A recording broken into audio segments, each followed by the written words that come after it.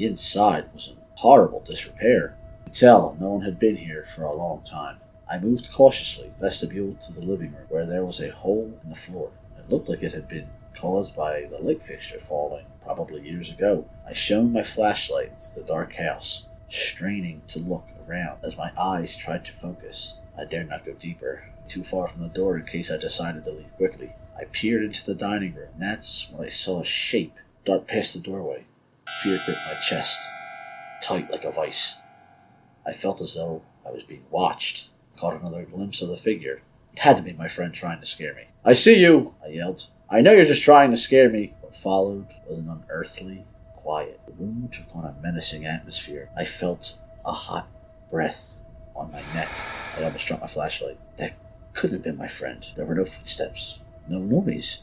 I turned to dart to the front door, but my curiosity got the better of me. I was afraid, however. I was also very intrigued. I reached into my pocket and took out the tape recorder. Why not? I pressed record. "Is anyone there? If so, and you want to let me know, you can come talk in this device I have in my hand." Silence surrounded me like a shroud. I slowly made my way towards the area that I had seen the strange shadow figure in. I stood at the doorway that connected the dining room and living room, waiting. My anxiety rose. I could hear noises such as walking and running. My heart raced. Then there was laughing and talking all around me. I felt someone put their hand on my shoulder, followed by a hot feeling of nails against my skin. The pain made me wince. I stopped recording, and I ran. I moved as quickly as my legs would carry me. I slammed into my friend who was just arriving. I wanted out. As he cried in protest, I grabbed his arm and pulled him the rest of the way back to the street. After reaching the sidewalk and gasping for breath, I looked back one final time at the house. There, standing at the doorway to the house, on that old rotting porch, a woman stared at me. An evil grin crossed her face. But the strange thing was that the woman was translucent. Turning away, I ran all the way home, leaving my friend standing outside in the shadow of that horrible house. As I got back to my own home, I locked the door. My mind raced. What was that? Could this be real? Do ghosts exist?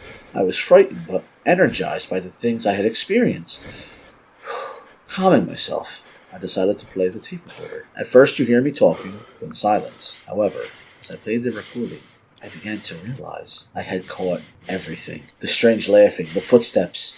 I was amazed. I stared at the recorder in my hand, full of disbelief. It was all real. I sighed as I fell into my recliner. I had learned that ghosts are very real and that they are watching us. My gaze moved over towards a picture I had of my parents. A strange longing to hear them again swept through me. What if? My hand reached for the tape recorder.